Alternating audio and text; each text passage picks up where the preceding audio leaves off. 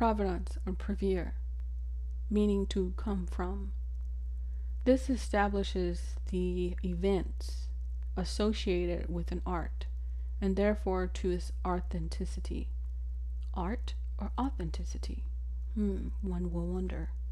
Who creates these events? Well, supposedly these are real events: marriages, certificates, receipts of sale. These are all concepts that choose to create the vision into what you see.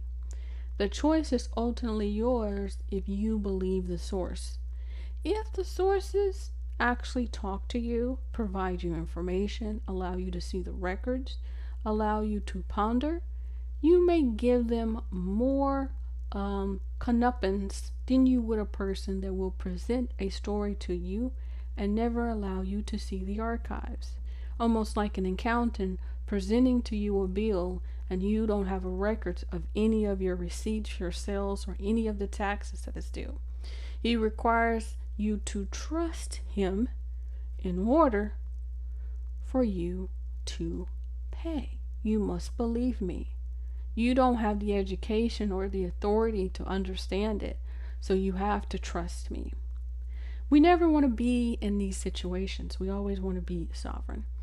Now, providence in the so-called modern era can extend to scientific methods.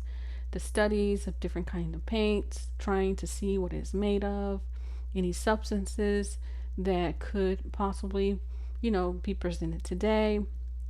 Try to understand the resources that was provided during that time.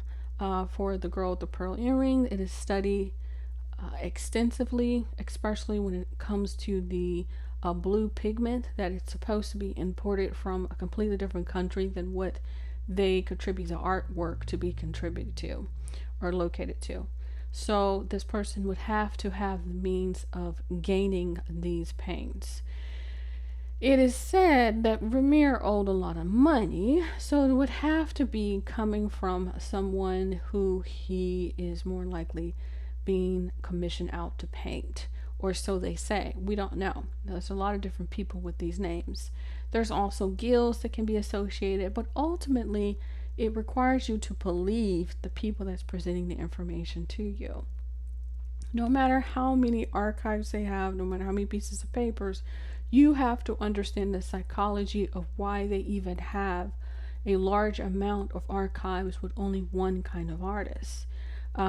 There's always issues with signatures, there's always issues with initials, and of course, it's always paint and paintings being cleaned up and also repaired. So you may have modern paint mixed in.